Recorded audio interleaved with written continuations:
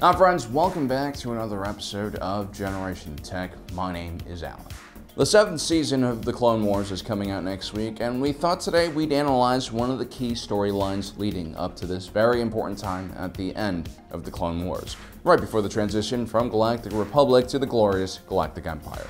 Now, one of the huge overlooked mysteries of the entire war was where the clone army came from. If you've read the Darth Plagueis novel, you'll know that the Sith were ultimately responsible for ordering the clones from the Kaminoans. It was a very long, complicated process that involved a bunch of shadow brokers, shell companies that would ultimately hide where all the money and direction was coming from. It was only days before the Clone Wars started that Jedi Knight Obi-Wan Kenobi accidentally stumbled upon the massive secret cloning facilities on Kamino. He had been following the trail of an assassin who had killed an assassin who had attempted to kill Senator Padme Amidala. Obi-Wan Kenobi at the time had no idea what he had stumbled upon and kind of just winged his entire encounter with the Kaminoans.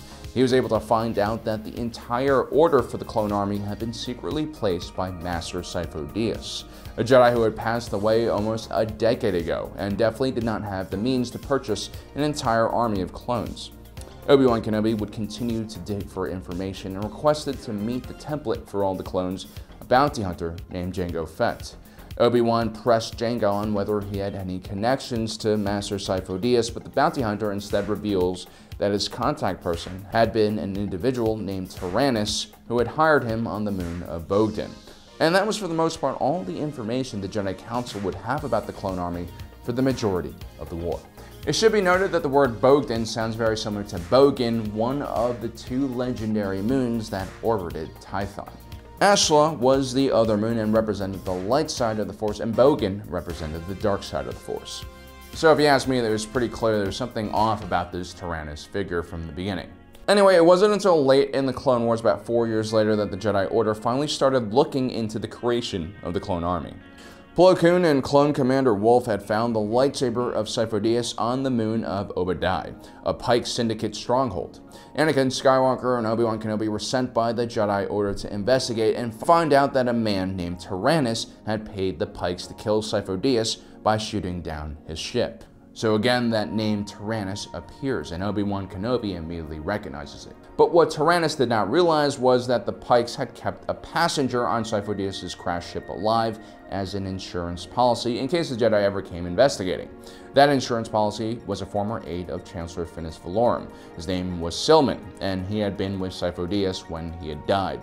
But before Silman could reveal why Sith Lord was killed, Dooku appears and silences him. The Jedi chase after Dooku, who commence battle, and in the middle of the fight, they're surrounded by Pike security guards and the head of the Pike Syndicate, Lom Pike. Lom Pike calls Dooku Tyrannus and reveals who he actually is.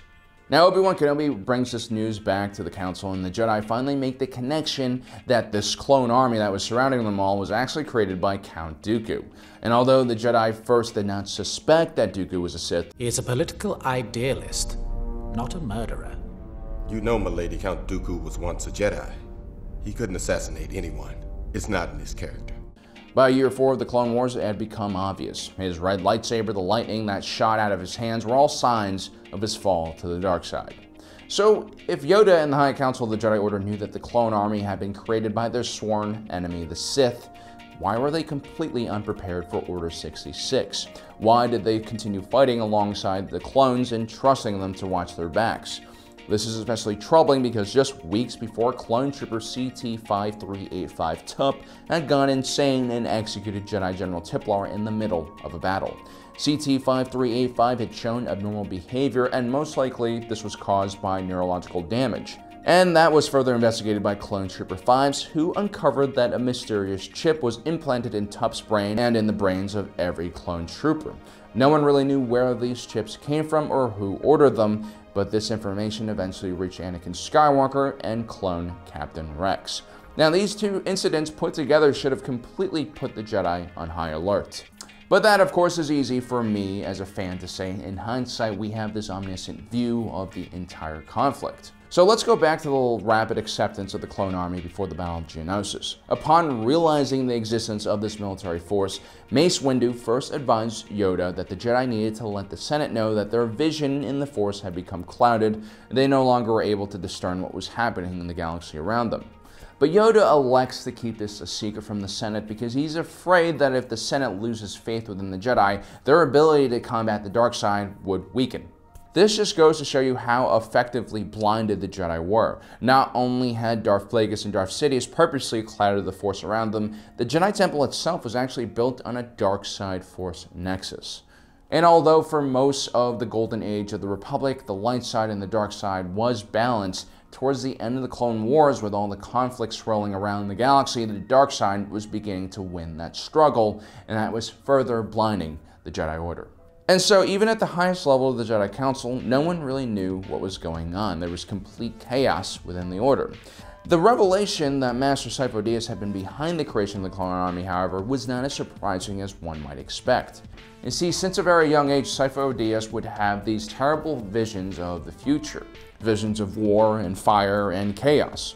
Sith Lord Count Dooku had actually been a close friend to Dooku, and he had also shared these visions with him, and that probably ultimately affected Dooku's mindset about the Jedi Order. When Sith Lord Count Dooku became a Jedi Master, he actually openly advocated for the Republic to adopt a military force in case of some kind of future conflict. This was actually pretty well known amongst the entire Order, so again, it wasn't surprising that Sith Lord Count Dooku was behind the clone army. Now, the only question was, where did Sith Lord Count Dooku get the funding for such a project? He certainly didn't have enough money on a Jedi salary. The first mistake that the Jedi made during the Clone Wars was not immediately interrogating the Kaminoans after the Battle of Geonosis and figuring out how Sith Lord Count made his purchase and from where he was receiving his financial support. It is possible that Sith Lord Count never revealed his financial backers to the Kaminoans. It's also possible that Darth Plagueis, through Damask Holdings, which provided the fundings for the operation, made the Kaminoans swear to secrecy. Of course, the Jedi Order were way too busy at the time to make these inquiries. They were preparing for war against the Separatist droid army that had popped out of nowhere. At the time, the Separatists had become the most pressing threat, and so they had no time to spare on investigating anything else. And for most of the first year of the war, the Jedi and the clone army found themselves outnumbered and put on the defensive as Separatist armies attacked multiple worlds in the Outer Rim. Things were looking very grim for the Republic, and the war was not going their way. Instead of trying to figure out where the clones had come from, the Jedi were fighting for survival, which is always a good distraction. Now fast forward to 19 BBY, where Obi-Wan Kenobi reveals that Tyrannus and Count Dooku are the same people. Yoda makes a decision for the rest of the High Council about how they should deal with this new revelation. Instead of looking closer or investigating the clone army or distancing themselves away from the clone army, Yoda decides that the Jedi Order will keep this new information completely hidden from the rest of the Galactic Republic, including even the Supreme Chancellor. The rest of the High Council are instructed to carry on with their war efforts as if nothing had happened, and try to end the war as soon as possible before Dooku's plans with the clone army finally reveals itself and endangers them. Now, this might seem like a really stupid plan, again, to the audience, but Mace Windu brings up a good point why they have to take this course of action. Were the public to know that the Grand Army of the Republic had been created by the Separatist head of state, it would create chaos and mistrust within the Republic. It would severely affect the morale of the clone army and the bond that had been built between the clones and their Jedi leaders. And at the time, most of the Republic military was actually engaged in the Outer Rim sieges, and the Confederacy of Independent Systems had been cut into small portions and pushed out into the spiral arms of the galaxy. Victory was close at hand, and revealing this information to the galaxy might prolong the war, increasing casualties, destruction, and economic loss. Yoda understood that this might not be the best course of action that the Jedi can take, or even the right one, but it's basically the only option he really has available. Yoda further points out that the clones had proved to be loyal soldiers and had saved the lives of many Jedi, including his own. He stressed it was important that everyone in the Rim continue trusting their clone troopers. Yoda had to make a very difficult and practical decision here.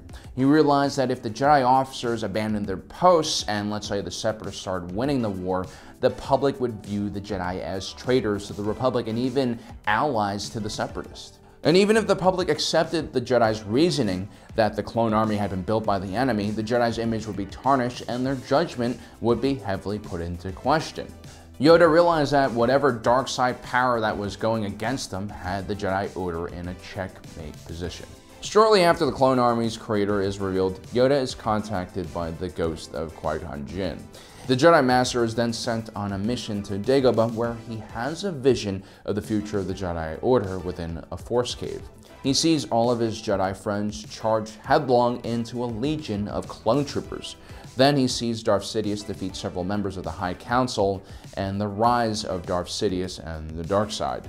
These visions were believed by Yoda, and they were also confirmed by the spirit of Qui-Gon Jinn.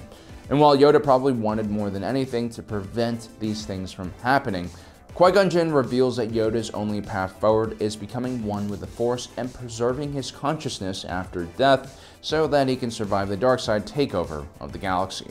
So Yoda had been chosen by the Cosmic Force, just like Qui-Gon Jinn and Anakin and Luke Skywalker. And so in order to fulfill his own destiny and purpose, Yoda had to make the most difficult sacrifice. Live with the knowledge that his Jedi Order would die and evil would conquer the galaxy and do nothing to stop it. Because even if the Jedi were able to arrest Palpatine and then somehow neutralize the clone army, they would have gone against their pledge to stay out of politics.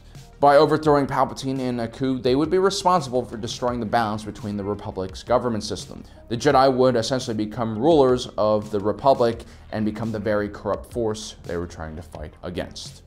So in this last final season of the Clone Wars, it'll be really interesting to see how Yoda acts throughout this arc. Will he be completely committed to the actual battles in the war, or will we see that he has some reservations about everything because he actually knows what will happen very soon to all of his friends in the Jedi Order? Well guys, I hope you enjoyed today's episode. Don't forget to subscribe and hit that notification button so you don't miss out on the rest of our awesome content. As usual, thanks for joining us today. If you're watching this, you are Generation Tech.